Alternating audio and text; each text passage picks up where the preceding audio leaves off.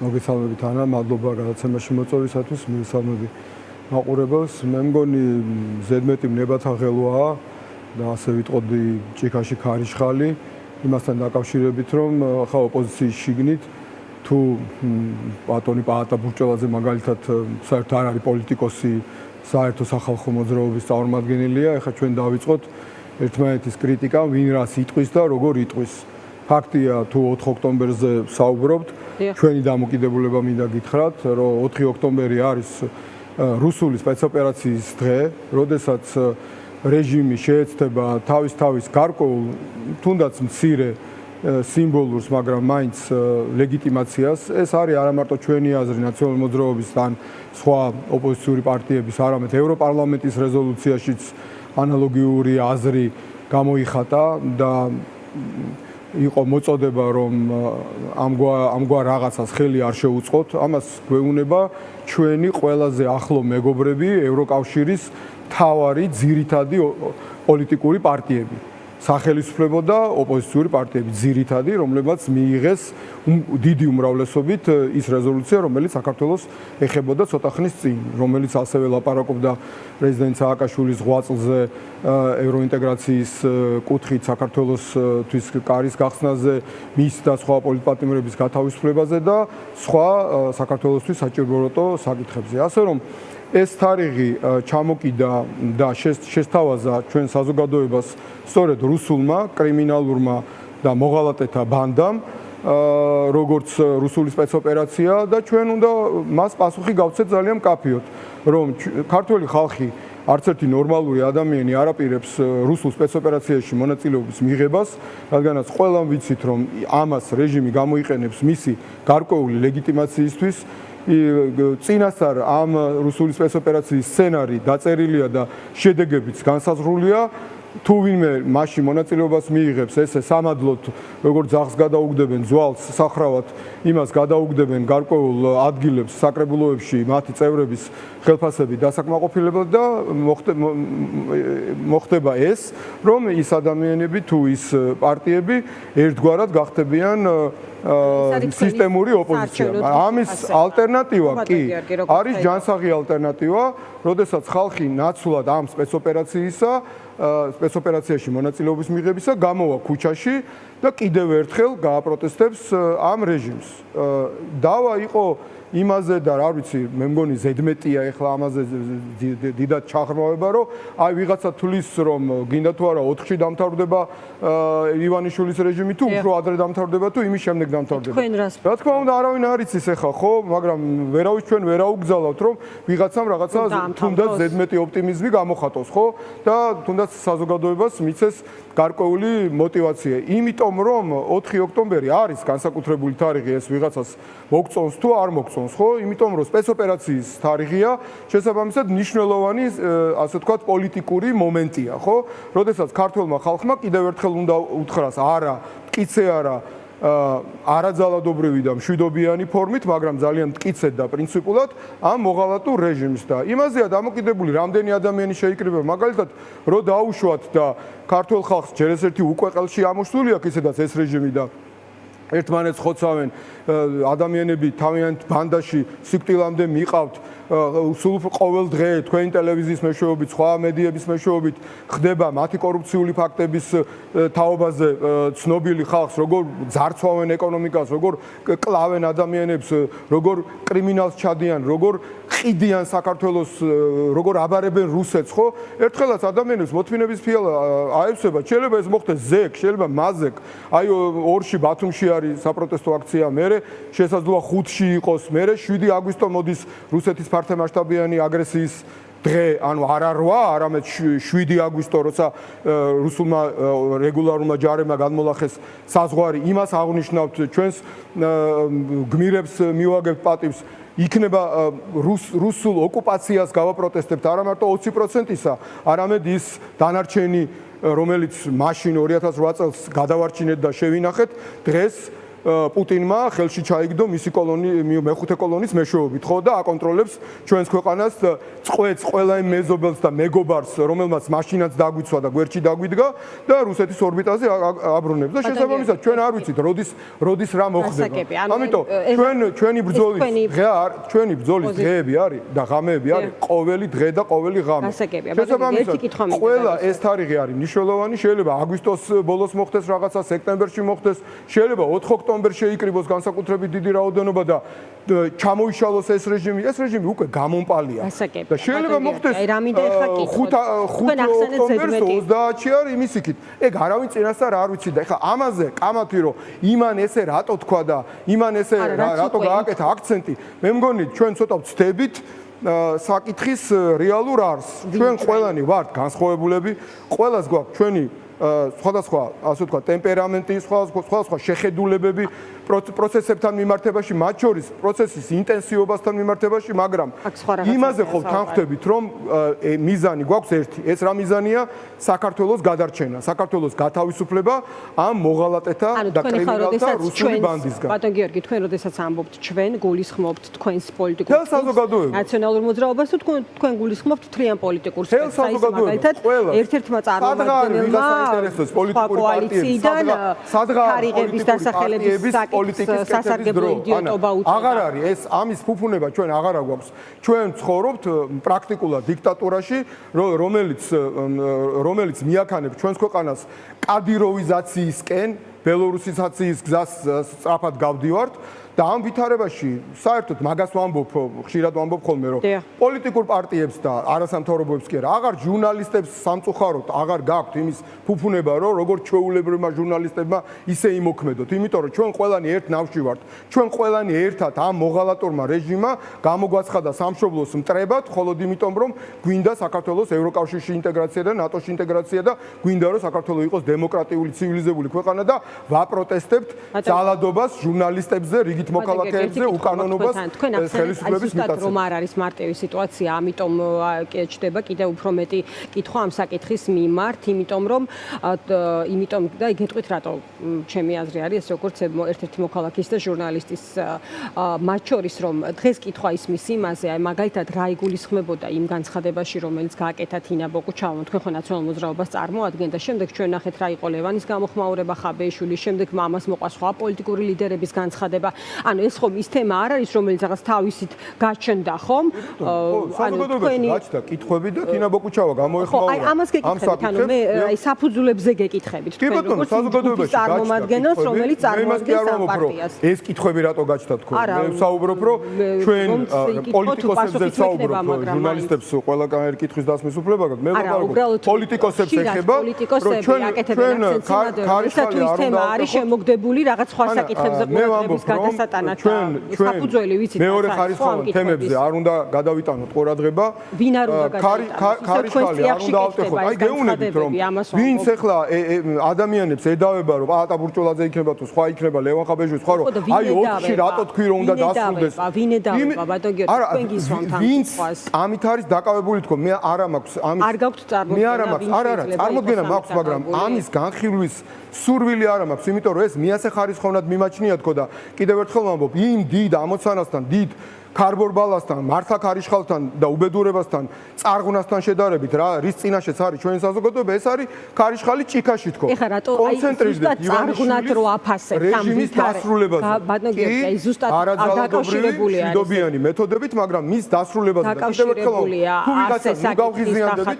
თუ ვიღაცა იტყვის, რომ ეს უნდა მოხდეს 4 ოქტომბერს თქვას იმ ადამიანმა ეს ხო არ უთქვამს რომ გინდა თუ არა იმ მომენტში მოხდებაო ხო ამიტომ თინა ბოკუჩავა გამოეხმაურა საზოგადოების და ასევე პოლიტიკური წრეების გარკვეულ სურვილს რომ ამასთან დაკავშირებით ნაციონალურ მოძრაობას თავისი განმარტება გაეკეთებია ჩვენ ასევე დავაზუსტეთ რომ არც მიხეილ სააკაშვილს არც არათუ ლევან ხაბეიშვილს არც პაატა ბურჭულაძესაც კი არ უთქვამს რომ გინდა თუ არა პარტიის თავმჯდომარის განცხადება დაზუსტებას საჭიროებდა ხო ნუ ელემენტარულად საზოგადოებაში ახლა გაჩნდა ეს შეკითხვა ამიტომ დააზუსტა ქალბატონმა თინამ ნაციონალურ მოძრაობის პოზიცია და კიდევ ერთხელ ვამბობ, ის არანაირად არ ეწინააღმდეგებოდა არავის განცხადებას, იმიტომ რომ მე არავისგან არ მომისმენია, არათუ ლევან ხაბეიშვილისგან, არც ბატონი პაატა ბურჭულაძისგანაც კი, რომელიც არ არის პოლიტიკოსი და არც აცხადებს პრეტენზიას პოლიტიკოსებზე, რომ გინდა თუ არა 4-ში დასრულდება ყველაფერი, დავიწყებთ და დავასრულებთ. ეგეთი რამე არავის არ უთქვამს. არც ძალადობაზე უსაუბრია ვიღაცას და შესაბამისად კიდევ ერთხელ გეუბნებით, შეიძლება ეს რეჟიმი 4 ოქტომბრამდე ჩამოიშალოს, შეიძლება 4 ოქტომბერს ჩამოიშალოს, შეიძლება 4 ოქტომბრის შემდეგ. ეს წინასწარ არავინ არ ვიცით. და ამიტომ ბუნებრივია ვეთანხმები ელენე ხოშტარია იქნება თუ სხვა იქნება თუ ნებისმიერი ადამიანი რომელიც ამბობს რომ ჩვენ არასწორი ასე ვთქვათ ყალბი მოლოდინები არ უნდა შეუქმნათ საზოგადოებას. დიახ, ჩვენ პოლიტიკოსები როცა ვსაუბრობთ, არ უნდა ვთქვათ რომ აუცილებლად იმაზე 4 ოქტომბერს 4 საათზე დავიწყებთ და 18 საათსა და 15 წუთზე დავასრულებთ ამ რეჟიმს. ეს ხო არავის არ უთქვამს და ეს ჩვენც არ უნდა ვთქვათ, ბუნებრივია. ამაზე იყო საუბარი, მაგრამ კიდევ ერთხელ მგონი ეს ზედმეტი ყურადღების მიქცევა იყო ამ თემასთან დაკავშირებით, ვინ რა განცხადება გააკეთა 4 ოქტომბერზე. ჩვენი ამოცანა ხო არის ამ რეჟიმის დამარცხება. ჩვენი ამოცანა არ მართით რომ დაგისვა ხელისუფლებიდან. აი ამ ამოცანას აი ესეთი დიდი ამოცანა. მათ შორის 4 ოქტომბერსაც და 4 ოქტომბერი არის განსაკუთრებული თარიღი, იმიტომ რატომაც მოგახსენეთ უკვე რომ არის სპეცოპერაცია რუსული. ეხლა რას გეკითხებით, ნახეთ, აი თქვენ როგორც აღწერთ ამ ვითარებას რა ამოცანას და ასე შემდეგ, ხო ესეთი მაღალი ამოცანა რომ არსებობს და ისეთი მიზანი, რომელიც რეალურად ვერ დაძლია მრავალი პერიოდის განმავლობაში ოპოზიციურმა ჯგუფმა, ხო, გულისხმობ იმას, რომ მეოთხევა ოპოზიციურმა ჯგუფმა. ანუ ქართული ოცნება ხო ვერ დამარცხდა ამ პერიოდის განმავლობაში.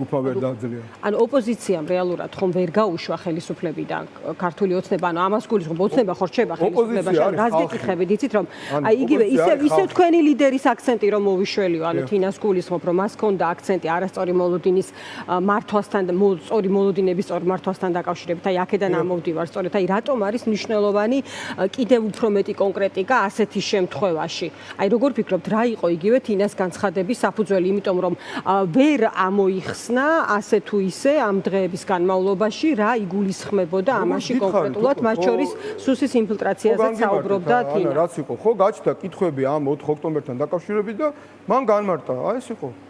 მაგრამ კიდევ ერთხელ ვამბობ, ეს თემა უსასრულოდ კი არ უნდა გაგრძელდეს თქო. თუ ნაციონალური მოძრაობის აზრი აინტერესებდა ვინმეს, გაიგო ხალხმა ნაციონალური მოძრაობის აზრი. უფრო მეტიც გაიგო ბატონი პაატა ბურჭულაძის აზრიც გაიგო, ჩვენგან ვინც ყველაზე აქტიურად არის მის ამ კამპანიაში ჩართული ლევან ხაბეიშვილის აზრიც გაიგო, რომ ერთგვაროვანია ეს აზრები, ერთგვაროვანია ეს აზრები, აი თინას აზრი, ხაბეიშვილის აზრი, ბურჭულაძის აზრი ერთგვაროვანია. ჩემი გადმოსახედიდან აბსოლუტურად ერთგვაროვანია, იმიტომ რომ კიდევ ერთხელ ვამბობ, ის რაც ყველასთვის არის მიუღებელი, ის არც არავისგან მე არ მომისმენია, რომ ვინმეს ეთქვა, რომ აი 4 ოქტომბერს 4 საათზე რაღაცა პროცესი დავიწყებ და 18 საათსა და 15 წუთზე დავასრულებ, ეგეთი რამე არც არავისგან არ მომისმენია, არც არავის არ უთქვამს. და თუ ეხლა ვიღაცას აქვს რაღაცა თავისი ექსპრესია, უნდა რომ რაღაცა ენთუზიაზმი შემატოს, ამაზე ჩვენ არ უნდა ჩავეძიოთ თქო ამა თუ იმ ადამიანის გამონათქვამს. გეძიებით და თქვენ ნახოთ რა პასუხები გექნებათ ამ პოლიტიკოსებზე გელაპარაკებით, ანა და თქვენ რა თქმა უნდა პოლიტიკური ჯგუფებისგან ჩანძიება და ანუ შეფასებები მათ შორის რომ ვინც თარიღებს ეჭიდება, სუსის წარმომადგენელი შეიძლება იყოს ან სასარგებლო იდიოტი, ანუ ეს არ მოგწონთ. ეს აი იგივე ელენეს რა ტიპის შეფასებაც ქონდა, ხო, ვინც აი თარიღებს კიდებს ან ლაპარაკობს იმ ცდუნებას თარიღების დასახელების მიმართავს ან ასე შემდეგ, ის ან სუსია ან სასარგებლო იდიოტი, აი ესეთ ფორმულირებებზე რა შეგიძლიათ? შეიძლება იმ ადამიანებმა პირიქით თქვან, რომ ვინც ამ საკითხზე ზედმეტ ყურადღებას ამახვილებს, ის არის სასარგებლო იდიოტი და ხა ხო არ უნდა შევიდეთ ამ უაზრო კინკლაობაში, ხო, კიდევ ერთხელ ვამბობ, თავარია რომ ჩვენ ერთმანეთის საწინააღმდეგო ქმედება არ განვახორციელოთ, ეს ერთი. თავარია რომ ჩვენ ერთმანეთის საწინააღმდეგო მოსაზრებები არ გამოვთქვა და მე არ გამიგია ერთმანეთის საწინააღმდეგო მოსაზრებები. მე მაგალითად ელენე ხოშტარია სხვა პარტიის თავმჯდომარეა, სხვა კოალიციის წევრი, მაგრამ იმ პოსტს დავეთანხმე, იმიტომ რომ მე არ მომისმენია ის რაზეც ელენე წუხდა, მე არ მომისმენია ვინმესგან. არათუ პაატა ბურჭულაძისგან, მით უმეტეს არც ლევან ხაბეიშვილისგან, არც არავისგან სხვისგან, ხო, თუ ეს იგულისხმებოდა ვინმესთვის, თქო, მაგას გეუბნები, მე ლაიქიც დაუსვი, მოწონება დაუსვი. და ამის შემდგომ თუ ვინმეს ნაციონალური მოძრაობის პოზიცია აინტერესებდა, გააკეთა თინა ბოგუჩავამაც განმარტება, ლევან ხაბეიშვილმაც გააკეთა თავისი ასე ვთქვათ, მოსაზრებები კიდევ უფრო მეტად დააკონკრეტა და კიდევ გაიმეორა ის, რასაც ლაპარაკობდა და არაფერი მიუღებელს არავინ არ ლაპარაკობდა, არც ლევანი, არც ბატონი პაატა ბურჭულაძე და არც სხვა. ამიტომ კიდევ ერთხელ ვამბობ, ჩვენ შეიძლება სხვადასხვა გვარად გამოვხატოთ ჩვენი მიზნები, სხვადასხვა გვარად გამოვხატოთ ჩვენი ემოციები. თავარია, რომ ეს ყველაფერი იყოს ერთი მიმართულებით, ვექტორი იყოს ერთი. ჩვენი ამოცანა, მიზანი არის საქართველოს გათავისუფლება რუსული მეხუთე კოლონიისგან, მოღალატეთა და კრიმინალთა რუსული ბანდისგან, რომელიც საქართველოს ანგრევს, რომელიც საქართველოს აქცევს იზოლაციაში, რომელმაც ისე გააკეთა, რომ საქართველოსდან გააქცია სიღარიბის, სიღატაკის და ასევე პოლიტიკური დევნის გამო მილიონზე მეტი ქართველი. და საქართველოში შემოიყვანა ბანგლადეშელები და პაკისტანელები და ზოგიერთ ქუჩაზე რო გაივლი საქართველოში ხარ თუ ბანგლადეშში რო ვერ გაიგებ. ხო, აი ეს გააკეთა, ეს არის სწორედ ერთ-ერთი ნაწილი პუტინის გეგმისა, რომ საქართველო დაიცალოს ქართველებისგან, საქართველო დაიცალოს ეკონომიკურად აქტიური ადამიანებისგან, გამდიდრდეს მარტო ივანიშვილის ბანდა და მის გარშემო შემოკრებილი რამოდენიმე ასეული ბიზნესმენი და ეს იყოს ასე ვთქვათ რაღაცა ეკონომიკური მაჩვენებლების ასე ვთქვათ შემქმნელი და დანარჩენი საქართველო იყოს სიღარიბეში, სიღატაკეში და უიმედობაში, რომ საქართველო ჩამოაშოროს ჩვენს ნამდვილ მეგობრებს, ევროკავშირს, დიდ ბრიტანეთს, ამერიკის შეერთებულ შტატებს, რომლებიც დღემდე ატარებენ საქართველოს რუსეთის მიერ დროებით ოკუპირებული ტერიტორიების არაღიარების პოლიტიკას და ეგენი რო არ იყვნენ, უკვე დიდი ხანია ეს ტერიტორიები აღიარებული იქნებოდა ეგრეთ წოდებულ დამოუკიდებელ სახელმწიფოებად, რომლებიც გვეხმარებიან ჩვენ ხალხს, მხარდაჭერას უჩენენ და პირდებიან მომავალში დახმარებას, როგორც მაგალითად მეგობარი აქტი ითვალისწინებს ქართველი ხალხის დახმარებას, მათ შორის სავაჭრო ურთიერთობების გაღრმავებას, როდესაც ნორმალური ხელისუფლება იქნება, ამის შესაბამისი პირობები იქნება და იგივე ევროკავშირი, დიდი ბრიტანეთი საქართველოს ნატოსა და ევროკავშირში გაწევრიანების მხარდაჭერას. ხო, როცა ამ ყველაფერს ეღობება წინ მოღალატეთა და კრიმინალთა რუსული ბანდა, რომელიც უკვე ამის ხრწნა დიდი ხანია დაწყებულია, მაგრამ ახლა უკვე საზოგადოებამ კარგად დაინახა, როგორ კლავენ ერთმანეთს, როგორ თავს აკოლევინებენ, როგორ ერთმანეთს იჭერენ, როგორ ქურდული და მაფიოზური გარჩევები აქვს და შავი ფულის მიტან-მოტანას ერთმანეთს თხოვენ, როგორ გაიხლართენ ამ უბედურებაში, ამ ერთმანეთს, როგორ თავისივე ხალხს, აი მაგალითად როგორც ბაჩიაშვილი, შვილობილი იყო, ხო, ივანიშვილის, რომელიც მასთან ერთად 8 თეთრით სარგებლობდა როცა ჩვეულებრივი მოქალაქე დენში იხდის 23 თეთრს და 26 თეთრს ივანიშვილი სარგებლობა 8 თეთრით, რომ კიდე მეტი მილიარდები გაეკეთებია. იქ გოგაშვილის სუსის უფროსის მოადგილე ციხეში, რომლის ნალაპარაკები ისევე როგორც სპეცრაზმის ერთ-ერთი უფროსის ნალაპარაკები ვიცით, რომ საქართველოში ხედან რუსული სპეცსამსახურების წარმომადგენლები და მათი ინსტრუქციებით მოქმედებს ეს რუსული რეჟიმი, მათ შორის რუსული პროპაგანდა მოქმედებს, ხო? ჩვენ ამას ყველაფერს ხედავთ, ეს ყველაფერი გამოაშკარავდა. თქვენ შესანიშნავი საგამოძიებო ასე ვთქვათ ამბები გაქვთ, რომ ხალხი სულ უფრო და უფრო მეტად გაკვირვებული, გაბრაზებული და განდრისხებული ხდება. ახლა ჩვენი ამოცანა პოლიტიკოსების, ჩემი აზრით, ჩვენ ყველანი ერთ ნავში რახან ვართ, თქვენი ჟურნალისტების, თანამოაზრეების, არასამთავრობოების, რიგითი მოქალაქეების არის, რომ მივიდეთ იმ ხალხამდე, ვინც ჯერ კიდევ პასიურია. აი თუნდაც ის 45%, რომელიც საპარლამენტო არჩევნებზე არ გამოცხადდა არჩევნებზე და ამითი ივანიშვილმა უფრო იხეირა და უფრო ადვილად ჩაატარა სპეცოპერაცია, ხო? აი ეს ადამიანები გამოფხიზდნენ და იქნება ეს იყოს 4 ოქტომბრამდე, იქნება ეს იყოს რახან ივანიშვილი ამბობს, ახსენებს სიტყვას არჩევნებს, მაგრამ სინამდვილეში ეს არის კიდევ ერთხელ ხაზს გაუსვამ, არის რუსული სპეცოპერაცია, ხალხმა ეს დააკავშიროს იქნება ერთი მეორესთან და უფრო დიდი რაოდენობით გამოვიდეს და ამით რა თქმა უნდა საზოგადოება უნდა ისარგებლოს იმით, რომ შეაზანზაროს ეს რეჟიმი და ამის მცდელობა ჩვენ შვიდობიანად და არაძალადობრივად უნდა გქონდეს ყოველ დღე და ყოველ დღე ეს ხდება, ვისაც შეუძლია ქუჩაში გამოდის, ვისაც შეუძლია სტატიას წერს, ვისაც შეუძლია ინტერვიუს აძლევს, ვისაც შეუძლია უცხოეთში ჩვენს უცხოელ კოლეგებს ეკონტაქტება, ვისაც შეუძლია ივანიშვილის დასანქცირებაზე მუშაობს, არის მრავალპლანიანი, ასე ვთქვათ, პლასტიანი მუშაობა მთელი საზოგადოებისა. კიდევ ერთხელ ვამბობ, აქ უკვე თითქმის წაიშალა ზღვარი პარტიებს, არასამთავრობო ორგანიზაციებს, რიგით მოქალაქეებს, ჟურნალისტებს შორის. ჩვენ ყველანი ერთ ნავში ვხედავთ და ამ ნავის ჩაზირვას, რასაც საქართველო ქვია, თუ ამ გემის ცდილობს აი ეს მეკობრეები, აი საქართველოს მოღალატეები, რომლებიც ასრულებენ პუტინის გეგმას იმისთვის, რომ ჩვენმა გემმა ვერ მიაღწიოს სამშვიდობოს, ვერ გადავიდეს მეორე ნაპირზე, რასაც ევროკავშირი და ნატო ქვია და ცდილობენ, რომ ის ნაპირი დაგვანახონ როგორც რაღაცა უბედურება, როგორც ქართველობას აგვართმევენ, მამაკაცები გათხოვდებიან და აი ამ ბოდვით და აი ამ რუსული პროპაგანდით არიან დაკავებულები. ამიტომ აი ეს გვებძვის ჩვენ, შავი ფული გვებძვის, კრიმინალი გვებძვის, სუსი პროკურატურა, ჯიბის სასამართლო, ხო? ამ ხელა ძალებს ვერ ბძვით და ჩვენ იმის თქმა მინდა კიდევ ერთხელ რომ არ გვაქვს იმის ფუფუნება რომ ჩვენ ახლა ერთმანეთს სიტყვებზე, თარიღებზე, რაღაცა დაპირებებზე და ასე შემდეგ გამოვეკიდოთ. კი ბატონო, პოლიტიკოსები ვართ, პოლიტიკოსებს უფრო მეტი თქვა შეიძლება სიფრთხილე მართებს, არავის არ საყედურობ თავისი აზრის გამოთქმისთვის, არც ვინც კრიტიკული აზრი გამოთქვა, არც იმ პოლიტიკოს საყედურობ და ნურც სხვაზე ნუ გავაკეთებთ აქცენტებს, კიდევ ერთხელ ვამბობ, მივხედოთ ჩვენ საქმეს. იქნება ეს 4 ოქტომბრამდე გასაკეთებელი საქმე, ანუ ბრძოლა 4 ოქტომბერს საბრძოლველი ჩვენი თუ 4 ოქტომბრის შემდეგ. დარწმუნებული ვარ, ჩვენ თუ ვიქნებით ერთიანი, ჩვენ თუ ვიქნებით აღჭურულები სიმართლით და სიმართლის დროშით ვივლით, სიმართლის დროშით შევებრძოლებით აი ამ ტყუილებს, ამ სიბინძურეს, ამ მოღალატურ ძალას ჩვენი ერთიანობით და ბოლომდე თანმიმდევრული ბრძოლით ქართული საზოგადოება, ქართველი ხალხი ყველა მისი შემადგენელი ელემენტით აუცილებლად ამ მოღალატურ რეჟიმს დაამარცხებს და გაისტუმრებს ხელისუფლებას. დიდი მადლობა ბატონ გიორგი, მადლობას გადაგიხდით. კიდევ ერთხელ დაგემშვიდობებით. გიორგი ბარამიძე საუბრობდა ჩვენს ეთერში, ის კოალიცია ერთიანობა ნაციონალურ მოძრაობას წარმოადგენს.